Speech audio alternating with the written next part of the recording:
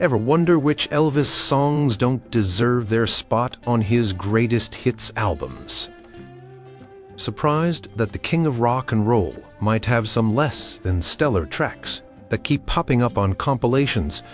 Let's take a journey through Elvis Presley's catalog to uncover those songs that somehow sneak onto best of collections, despite not being his most essential work. Number 1. Old Shep, 1956. Have you ever suddenly found yourself listening to a sad song about a dying dog in the middle of an Elvis Greatest Hits compilation? That's exactly what happens with Old Shep, a tear-jerking ballad about a boy and his beloved dog meeting a tragic end. Elvis recorded this song for his second RCA album, Elvis, in 1956, and somehow it occasionally finds its way onto collections of his greatest work.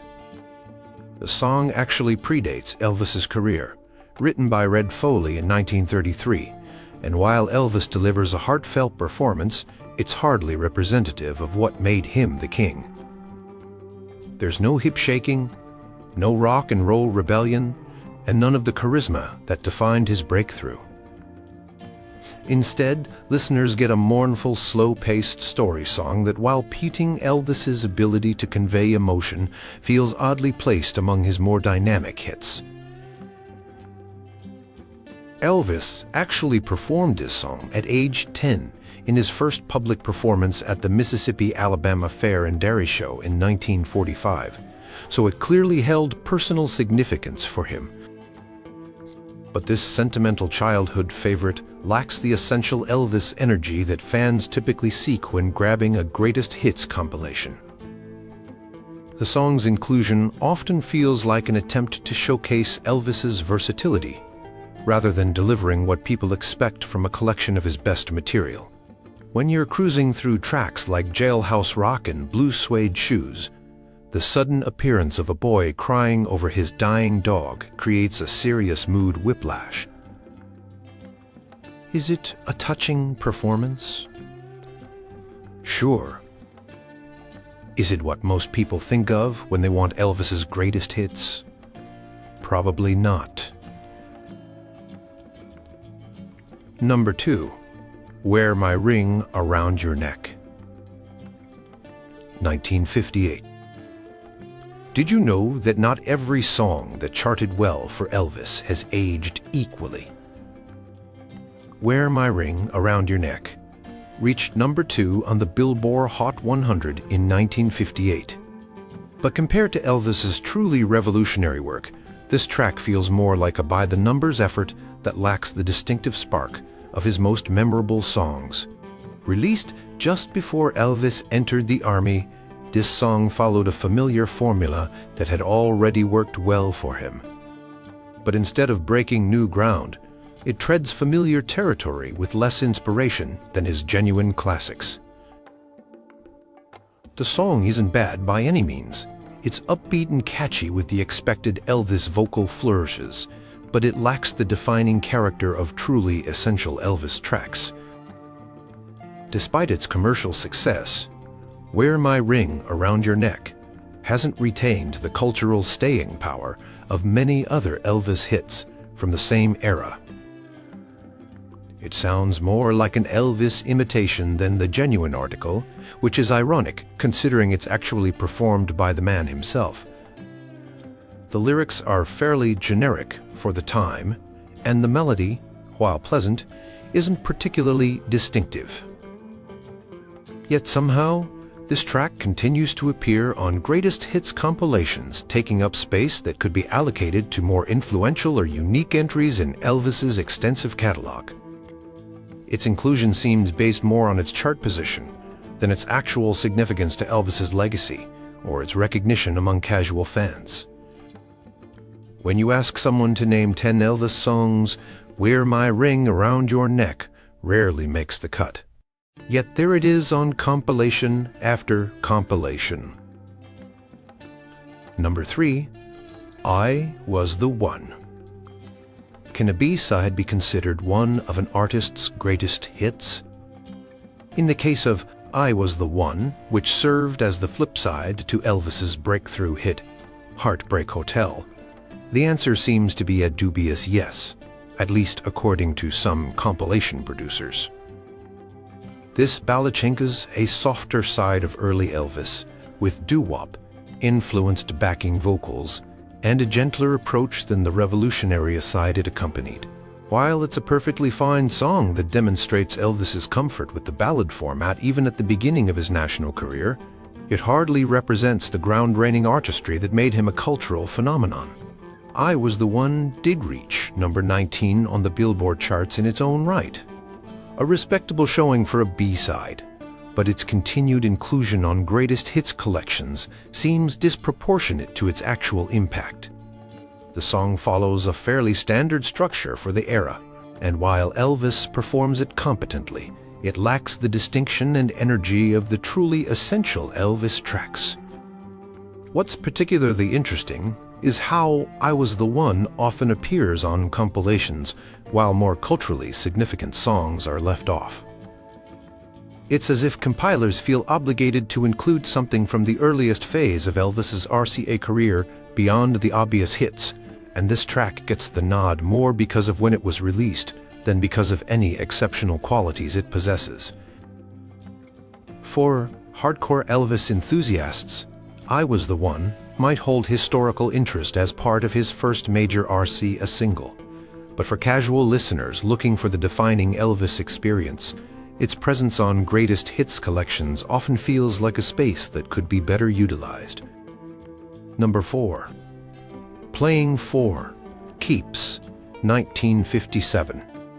Have you ever heard an Elvis song and thought it sounded more like a demonstration of his style rather than a distinctive song in its own right? Playing for Keeps fits that description perfectly. A 1957 release that reached number 21 on the Billboard charts, but has faded from the public consciousness for good reason. The track follows the typical ballad formula of early Elvis records, with little to distinguish it from numerous other similar performances from that era. Elvis's voice is in fine form, but the material gives him little opportunity to showcase what made him special. The arrangement is competent but unremarkable, and the lyrics cover familiar territory without adding anything new to the conversation. Despite its relative chart success at the time, Playing for Keeps lacks the cultural staying power of Elvis's genuine classics. Most casual fans would be hard-pressed to hum its melody or recall its lyrics, yet it somehow manages to appear on various greatest hits compilations, particularly those that aim for comprehensiveness rather than quality. What's particularly curious about the inclusion of Playing for Keeps on greatest hits collections is that Elvis released several more memorable and influential songs during the same period that sometimes get overlooked. It's as if the song's modest chart success in 1957 earned it a permanent place in the official narrative of Elvis's career, regardless of its actual significance or memorability. For a greatest hits compilation to truly represent the best of Elvis, it seems reasonable to expect that each track would either be instantly recognizable or reveal something particularly special about his artistry. Playing for Keeps accomplishes neither, making its recurring appearance on such collections a puzzling choice. Number 5, My Way, 1977, is an Elvis cover of a song completely associated with another artist. Really, one of his greatest hits? That question comes to mind with My Way, a song so thoroughly identified with Frank Sinatra that Elvis's version, despite its technical merits, feels like an unnecessary addition to most greatest hits compilations. Recorded near the end of Elvis's life, with the studio version appearing on the album Elvis in Concert, released posthumously in 1977. His rendition of My Way certainly chances his powerful late-period vocal abilities. Elvis brings drama and emotion to the performance, building to powerful climaxes that demonstrate he could still command a song even as his health was failing. However, the problem isn't the quality of Elvis's performance, but rather the song's essential identity. My Way was written specifically for Frank Sinatra and became his signature song. When it appears on Elvis' Greatest Hits compilations, it feels more like a curiosity than an essential piece of the Elvis legacy. It tells us more about Elvis's admiration for Sinatra than it reveals anything unique about Elvis's own artistic vision. What makes the recurring inclusion of My Way on Elvis compilations particularly questionable is that it takes up space that could be devoted to original material or covers that Elvis truly made his own. Unlike his ID covers of songs like Blue Suede Shoes or Hound Dog, Elvis's take on My Way doesn't significantly reinterpret or reimagine the material. It simply applies his vocal style to a very recognizable song. For Elvis completists, his version of My Way might hold interest, but for casual listeners seeking the definitive Elvis experience through a greatest hits collection, its presence feels more like a sidebar than a main attraction. Number 6. U.S. Mail, 1968. Would you recognize U.S. Mail as a signature Elvis song? Despite reaching number 28 on the Billboard charts in 1968, this novelty country song with its groan-worthy pun title is hardly representative of Elvis's best work. Yet it manages to appear on numerous compilations of his greatest material. Written by Jerry Reed, who also plays guitar on the track, U.S. Mail features Elvis adopting a talking blues style for much of the song, delivering lines with a winking humor that feels forced compared to his more natural performances. The song plays on the homophone of Mail, Mail, with lyrics about a man warning a potential rival that he staked his claim on a particular woman. The late 1960s were a transitional time for Elvis, coming after his movie period and before his 1968 comeback special would reinvigorate his career. U.S. Mail represents the kind of material Elvis was recording during this somewhat directionless period. Not terrible, but certainly not plummeting the best of his abilities or breaking any new ground. What makes U.S. Mail particularly questionable as a greatest hits inclusion is that 1968 also saw Elvis release If I Can Dream, a far more powerful and significant recording that emerged from his comeback special. The contrast between these two songs from the same year couldn't be more stark, with one feeling like a throwaway novelty and the other representing Elvis at his most passionate and relevant. Yet time and again, compilation producers seem to feel that U.S. Mail deserves recognition alongside Elvis's genuine classics, perhaps in an attempt to represent all phases of his career, even those that were less artistically successful. The result for listeners is the occasional head-scratching moment when this minor novelty song appears between legitimate Elvis masterpieces. Number 7. Clean Up Your Own Backyard, 1969. Ever come across a song on an Elvis Greatest Hits compilation and wonder how it made the cut? Clean Up Your Own Backyard is precisely that kind of track, a movie song from the film The Trouble with Girls that reached only number 35 on the Billboard charts, yet somehow frequently appears on collections of Elvis's supposedly greatest work. This song arrived during a period when Elvis was breaking free from his movie contract obligations and beginning to refocus on his musical career. While not a terrible track, it bears the hallmarks of his movie songs, formulaic, somewhat forgettable, and lacking the passion of his truly committed performances. The production feels dated even for 1969, with a strained attempt at contemporary relevance that doesn't entirely succeed. What makes the inclusion of Clean Up Your Own Backyard on Greatest Hits compilations particularly questionable is that 1969 was also the year Elvis released Suspicious Minds, In the Ghetto, and Kentucky Rain. 3 genuine classics that far outshined this movie throwaway. The contrast couldn't be more stark between the artistic achievement of those singles and the workmanlike quality of Clean Up Your Own Backyard. The song's lyrics, which vaguely suggest social commentary with lines about not being judgmental of others until you've addressed your own problems, lack the emotional impact of In the Ghetto from the same period. The arrangement, while energetic, doesn't showcase Elvis's voice to its best advantage, with busy instrumentation sometimes competing with rather than complementing his vocal. For a comprehensive Elvis collection, Clean Up Your Own Backyard might merit inclusion as a representative of his late movie period. But on a greatest hits compilation promising his best and most essential work, its presence feels like a misstep that takes up valuable space, better devoted to truly signistep that takes up valuable space. Number 8, Easy Come, Easy Go, 1967. How did the title song from one of Elvis's least memorable films become a staple of his greatest hits compilations? Easy Come, Easy Go.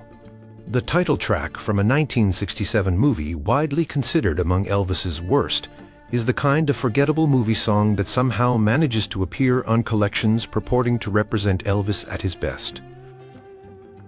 The song itself is professionally performed but utterly forgettable, a mid-tempo number with lyrics about a carefree lifestyle that lacks any distinctive qualities to separate it from dozens of similar movie songs Elvis recorded during this period.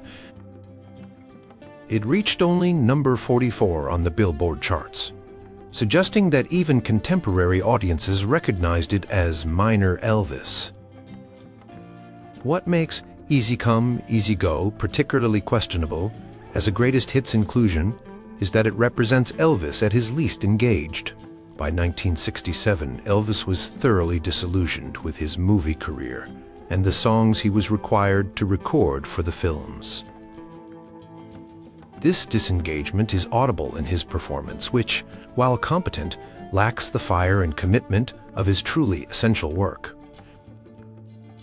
The late 1960s were arguably the artistic nadir of Elvis's career, coming after the excitement of his early revolutionary period and before his 1968 comeback. Easy Come, Easy Go perfectly encapsulates this creatively barren time, which makes its frequent appearance on greatest hits compilations all the more puzzling. It's as if compilers feel obligated to represent even the least interesting phases of Elvis's career, regardless of the actual quality of the material. For listeners seeking the essential Elvis experience through a greatest hits collection, encountering Easy Come, Easy Go between legitimate classics creates a jarring disconnect. It's the audio equivalent of finding a mass-produced souvenir among authentic artifacts, technically part of the Elvis story but hardly representative of what made him significant. Number 9, Wooden Heart, 1961. Did you know Elvis recorded a song featuring German lyrics that somehow keeps appearing on his greatest hits compilations? Wooden Heart, Muss I Dennen, featured in Elvis's 1960 film GI Blues, incorporates parts of a traditional German folk song and even features Elvis singing in German for portions of the track. While the song was a #1 hit in the UK, it wasn't even released as a single in the United States until 1964, where it had minimal impact. Despite this, Wooden Heart frequently appears on Elvis's greatest hits collections, particularly those released internationally, where its initial success seems to have earned it permanent status among Elvis's supposedly definitive works. The song itself is a curious beckett, a novelty track that combines English lyrics with a traditional German folk song, resulting in a quaint accordion-driven number that bears little resemblance to what made Elvis revolutionary. It's pleasant enough in its way, but lacks the passion, energy, or cultural significance of Elvis's truly essential recordings. What makes Wooden Heart particularly questionable as a greatest hits inclusion is that it represents the kind of safe, commercially calculated material that Elvis was increasingly forced to record during his movie years. It's Elvis as a wholesome entertainer rather than Elvis the cultural revolutionary or Elvis the passionate interpreter of songs. It's professionally executed, but artistically inconsequential. For casual listeners seeking the Elvis experience through a greatest hits compilation, encountering Wooden Heart among genuine classics creates confusion about what made Elvis significant in the first place. Its continued inclusion on such collections seems based more on its historical chart success in certain markets than on any lasting contribution it made to Elvis's artistic legacy. Number 10. Kissin' Cousins, 1964. Have you ever wondered why the theme song from one of Elvis's worst movies keeps appearing on his greatest hits compilations? Kissin' Cousins, the title track from the 1964 film in which Elvis played dual roles, including a blonde Air Force officer, is precisely the kind of formulaic movie song that should be relegated to comprehensive box sets rather than collections of Elvis's best work. The song itself is a product of its time, a bouncy, somewhat corny number about romantic attraction between cousins, a concept that hasn't aged particularly well.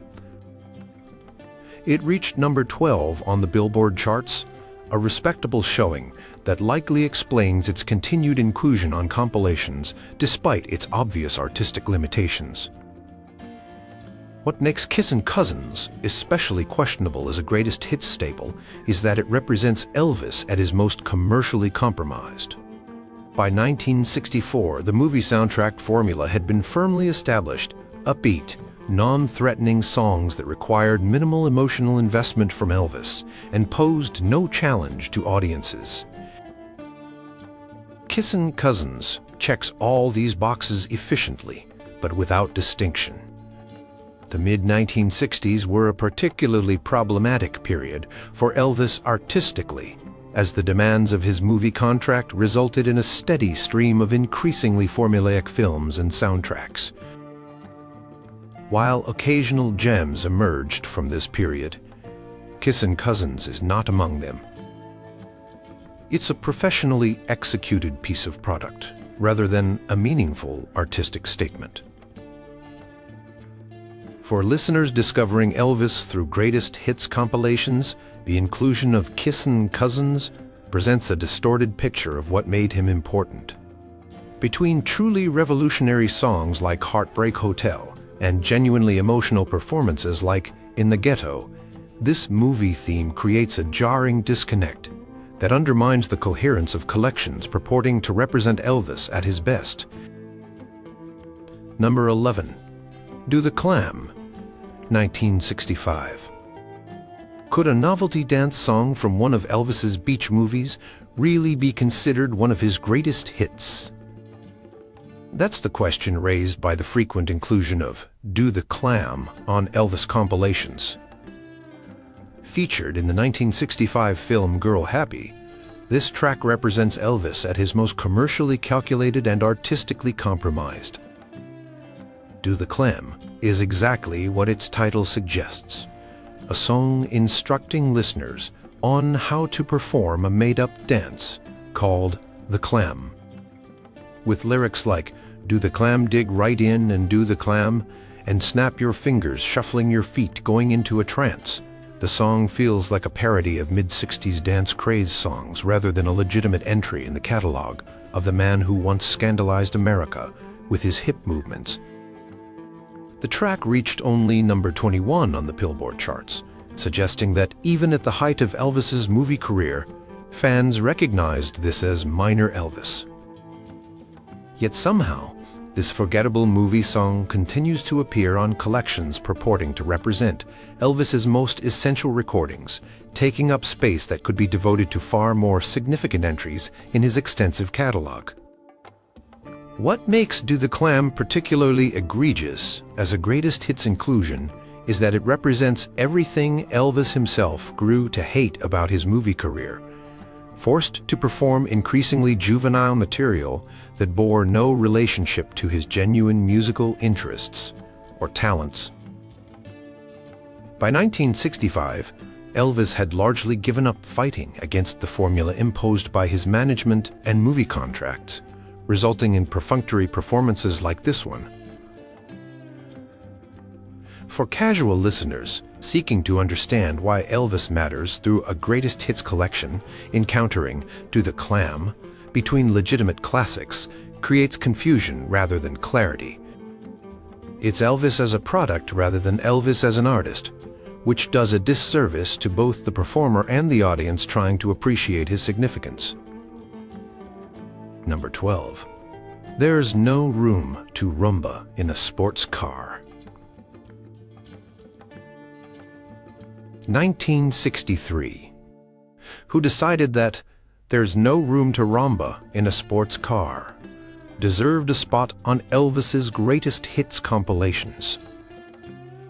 This question baffles even devoted Elvis fans when they encounter this minor movie track from the 1963 film Fun in Acapulco on collections supposedly gathering his most essential recordings. The song is exactly what its awkward title suggests, a novelty number about the challenges of dancing the rumba in a confined space. With lyrics like, "There's no room to rumba in a sports car too tiny to tango in two," "You can't do the samba in a compact car," or the cha-cha-cha, too, the song feels more like a parody of Elvis movie songs than one actually recorded by the king of rock and roll. Not even released as a single at the time, There's No Room to Rumba in a Sports Car represents Elvis at his least essential, recording material so beneath his talents that it's hard to imagine him not being embarrassed by its existence. The performance is professional but disengaged, with Elvis going through the motions on material that offered him no opportunity to showcase what made him special. What makes this track particularly questionable as a greatest hits inclusion is that it wasn't even a hit in the first place. Unlike some other debatable compilation choices that at least had chart success to justify their inclusion, There's No Room to Rumba in a Sports Car was just an album cut from a movie soundtrack. Its appearance on greatest hits collections seems based on some compiler's misguided attempt at pouting Elvis's range or sense of humor rather than presenting his most significant work. For listeners experiencing Elvis through a greatest hits compilation, encountering this track creates legitimate confusion about his artistic legacy. Between revolutionary early recordings and passionate late career performances, this novelty song creates a jarring disconnect that does a disservice to Elvis's genuine achievements. Is it any wonder so many people underestimate Elvis's significance when collections of his supposedly greatest work include material this disposable? Do these questionable inclusions on Elvis's greatest hits compilations ultimately dilute our understanding of what made him truly revolutionary?